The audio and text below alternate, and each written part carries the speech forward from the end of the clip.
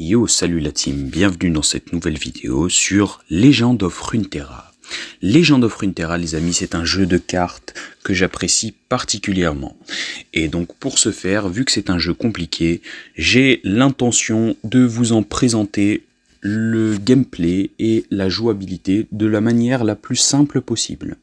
C'est-à-dire que je vais vous expliquer les grands principes, après le reste pour les détails, pour comment ça se joue exactement, ça va vraiment être compliqué. Donc, pour faire simple, c'est un jeu de cartes qui se joue au tour par tour, c'est-à-dire que c'est un coup mon tour et un coup le tour de l'adversaire. C'est au round par round. Les principes de base, c'est que c'est un jeu de cartes, un jeu où chacun a un deck de 40 cartes, avec des origines sur chaque carte, donc il y a des régions, et en gros, vous pouvez choisir que 2 régions par deck. C'est-à-dire que, par exemple, il y a la région de Shurima et la région de Noxus, la région de Demacia. Vous ne pouvez pas mettre les 3 régions ensemble. Pour faire super simple, c'est ça.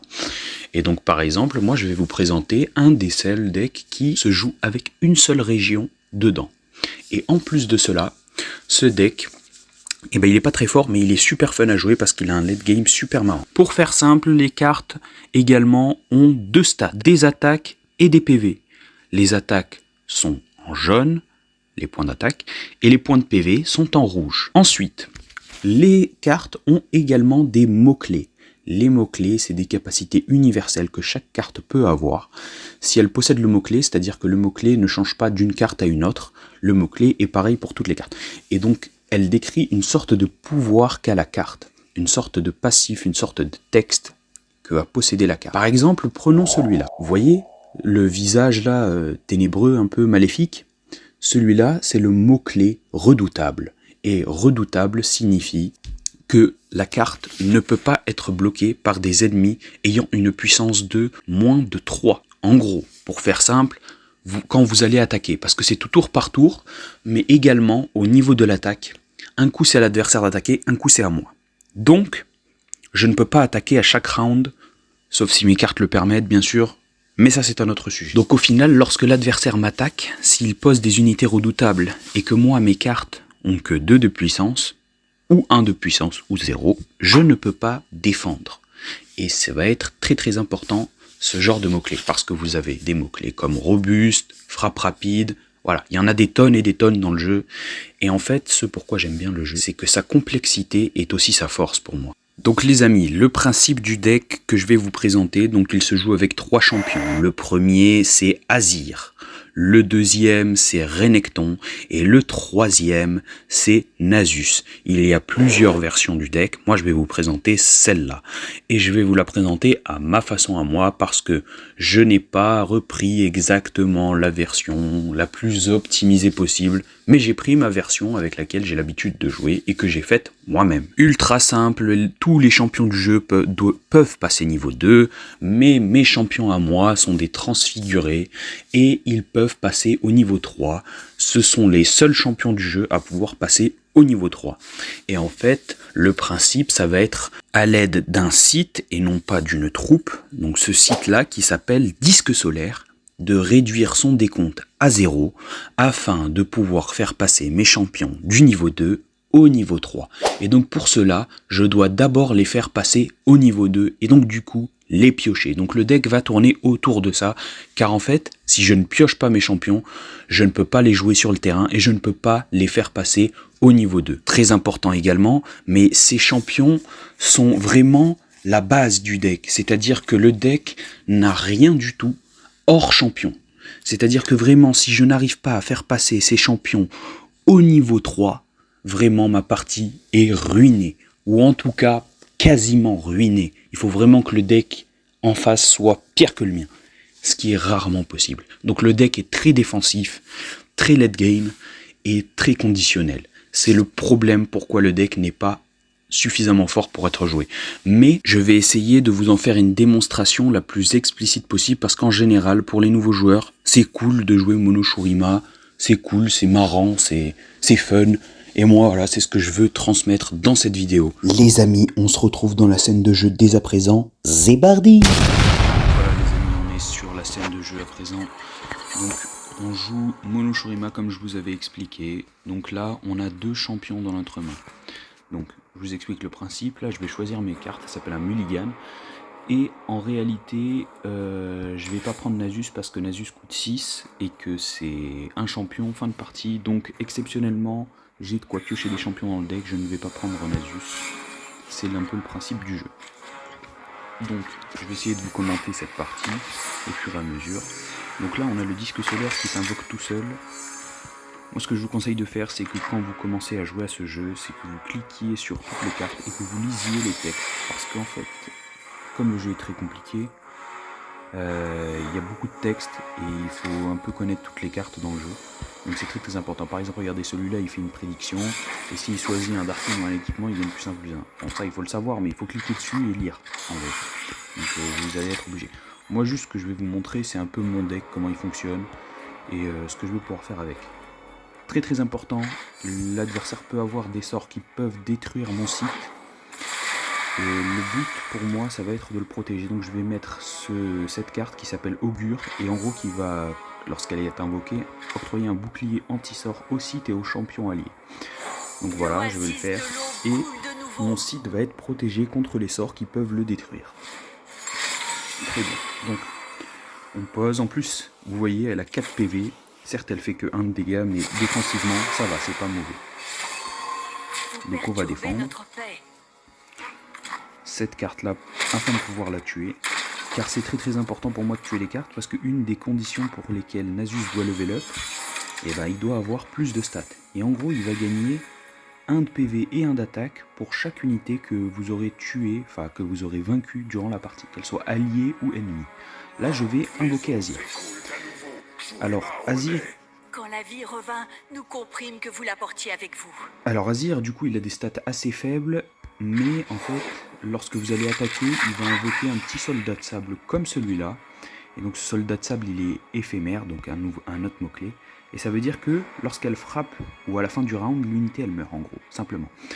Et donc, si elle frappe le Nexus, si ce soldat de sable arrive à frapper le Nexus, donc je vais attaquer avec tout le monde là, et ben, il va infliger 1 point de dégâts bonus au Nexus ennemi, ce qui est assez intéressant. Ça va forcer un peu l'ennemi à défendre.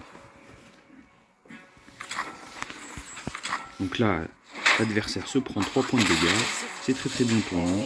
Voilà. Il ne faut pas forcément... le principe du deck, comme je vous avais expliqué, c'est effectivement de jouer avec les champions, mais il ne faut pas voir que ça, en fait.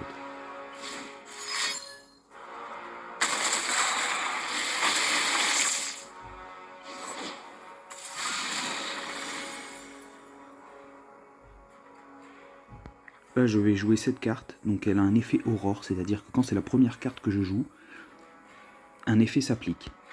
Et donc en fait, eh ben, il va me repiocher la même carte. Et moi c'est intéressant parce que j'ai besoin de piocher les cartes du deck. Donc ça va me permettre de... Je vous explique après. Ah, mon adversaire devient problématique parce qu'il est très très agressif, c'est un peu chiant.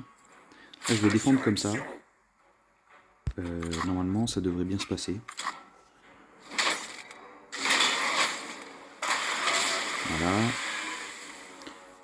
En fait, il faut vraiment que je vide mon deck des cartes inutiles. Et ça me permet en vrai d'avoir toujours des troupes sur mon terrain. Là, je vais quand même peut-être faire ça. Quoique... Non, je vais encore poser un défenseur du disque solaire. En fait, je vais en poser 2. Parce que ça va me permettre de défendre. Et également de vider mon deck des défenseurs du disque solaire. Voilà, regardez. Je peux défendre comme ça, facilement. Et puis je peux en réinvoquer un autre.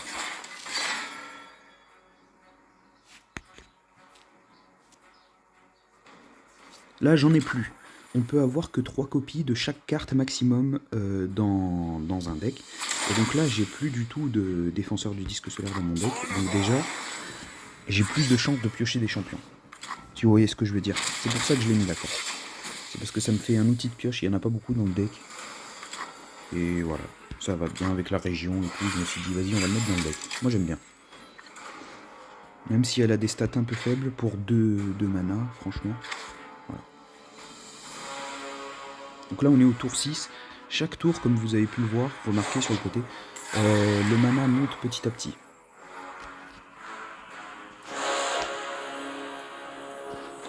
On est face à un problème, mais ça va. Comme je vous ai dit, j'ai des cartes défensives. Donc j'ai des sorts. J'en ai 3 là, actuellement 4, 5 dans la main. J'ai celui-là. Donc en gros, celui-là c'est un sort défensif, je vous expliquerai après. J'ai celui-là, c'est un sort multifonction qui va me permettre de générer une carte aléatoire dans ma main assez puissante. Et à chaque fois que je vais invoquer un champion, le coût de ce sort va être réduit de 1. Donc ça va être super intéressant après, quand je vais invoquer un deuxième champion. J'ai celui-là, c'est parce que je peux pas mettre 2 fois le même champion sur le terrain, du coup il s'est transformé en sort de champion. Et en gros il va me permettre d'invoquer un soldat de sable instantanément pour 3. C'est quand je suis dans la mouise ça. Et là en réalité je vais jouer passivement, je vais rien faire. Je vais juste passer parce que j'ai ce sort qui est en instantané qui va me permettre de défendre. Vous allez voir, ce sera mieux que les explications. Voilà. Alors, comment je peux faire? Noyez-vous dans nos cris.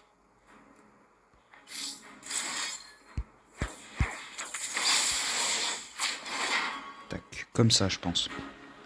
Ouais, on va essayer de se prendre un minimum de dégâts. Et puis, voilà.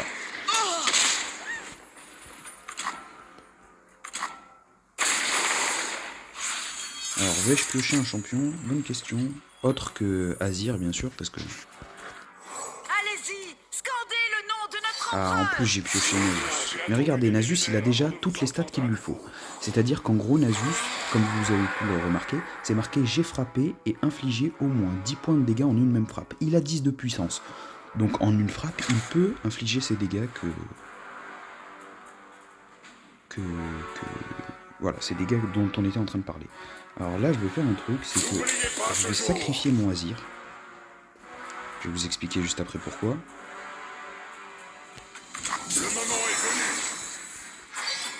Mais je pense que je vais faire ça pour réinvoquer un autre Azir avec plus de stats. Et comme ça, mon Azir va level up. Parce que Azir, pour qu'il level up, sa condition, c'est qu'il faut invoquer au moins 12 unités. Et là, quand je vais le réinvoquer, il va directement level up. Notre grand souverain est parmi nous. Regardez les animations, elles sont pas trop stylées. C'est vraiment de belles animations sur le jeu. Regardez les stats qu'il a. Défensivement, on est bien. Mais que puis-je faire de plus? Alors, ah oui, au fait, j'ai oublié de vous dire, mais lorsqu'un champion level up, le disque solaire est réduit de 9 rounds. D'où l'importance de bien level up les champions. Là, on va passer. C'est à l'adversaire d'attaquer, il faut faire attention. Normalement, j'ai des sorts suffisamment défensifs pour pouvoir défendre. L'adversaire ne devrait pas pouvoir faire grand-chose. Là, je pense que je vais gagner la partie. Parce qu'il va pas attaquer direct. Et lui, son deck est très agressif, mais sa main se vide super rapidement. Alors ça, c'est chiant un peu ce qu'il a fait, mais c'est pas grave. Pas de soucis, regardez, regardez. Regardez, c'est fini pour l'adversaire. Que les légendes vous décrivent, gardien. Il est vraiment puissant, Nasus. C'est vraiment un très très fin de partie. Regardez les stats qu'il a.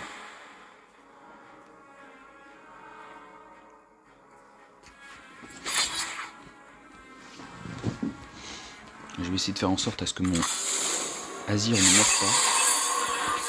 Tac. Sable croulant, piocher de cartes, nanani. De la pioche, pas trop. Peut-être sable croulant, je vais prendre.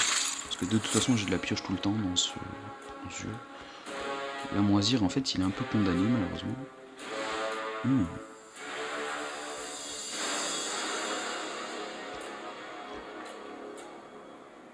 J'aurais peut-être pas dû faire ça, je me suis trompé.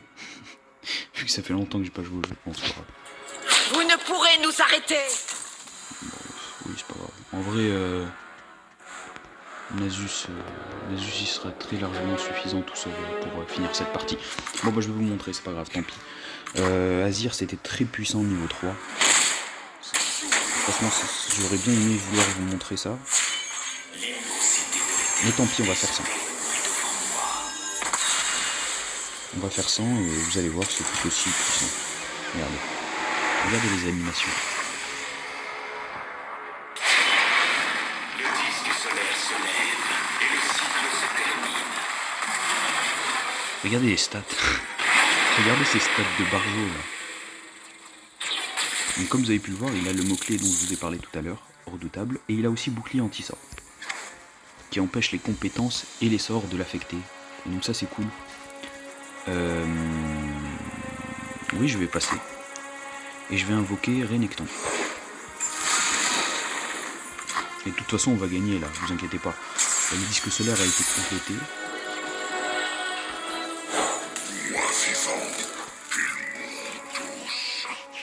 Que la lumière purifie ta corruption, Renekton. Ne vous inquiétez pas. Je pense que l'adversaire n'est pas prêt.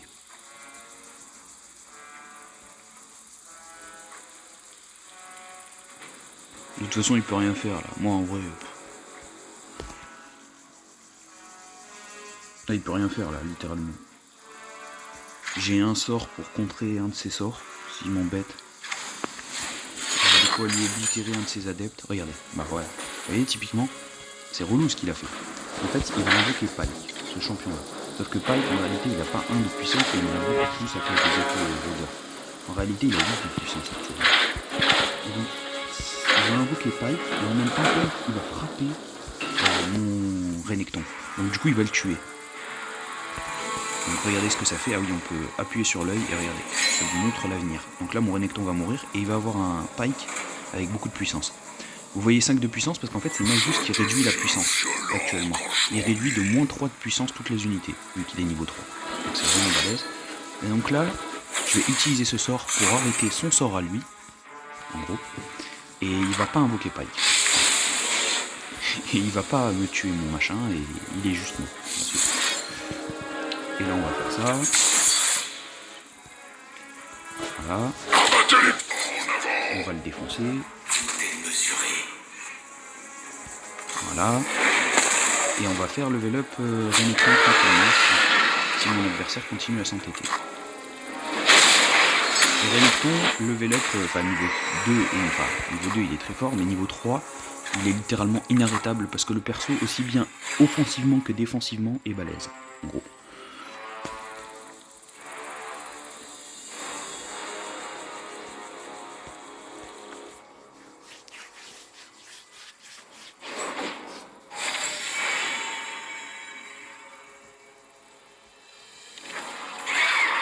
Donc là on va se mettre un petit bouclier anti-sort sur Renekton pour éviter qu'il meure. Comme elle le faisait autrefois. Hop là. Ce serait dommage qu'il se fasse tuer par un sort. Ensuite, son unité là, on va simplement la bloquer, parce qu'on va la tuer juste après. Tac, tac, et on va faire level up Nasus. Renekton, pardon. Et en plus de ça, on va lui donner des stats supplémentaires, regardez-moi ça.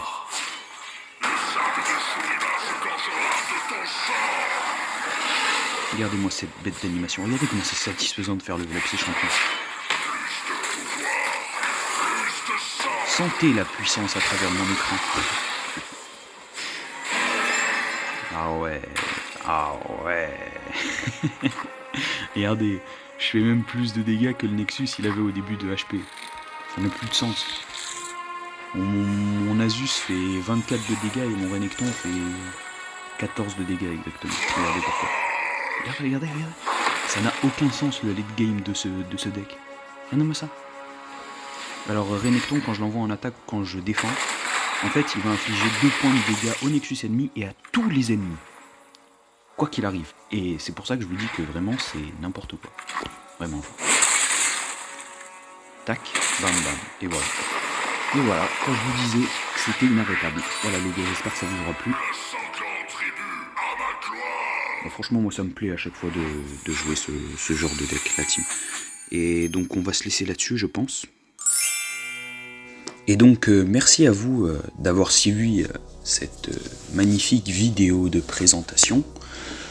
J'espère qu'elle vous aura plu et qu'elle vous aura permis de comprendre un peu mieux le jeu. Et puis voilà, franchement la team, si ça vous plaît, n'hésitez pas à me le dire en commentaire, et je referai d'autres vidéos de présentation d'autres decks, qui sont tout aussi marrants, et aussi satisfaisants à jouer. Merci, à la prochaine!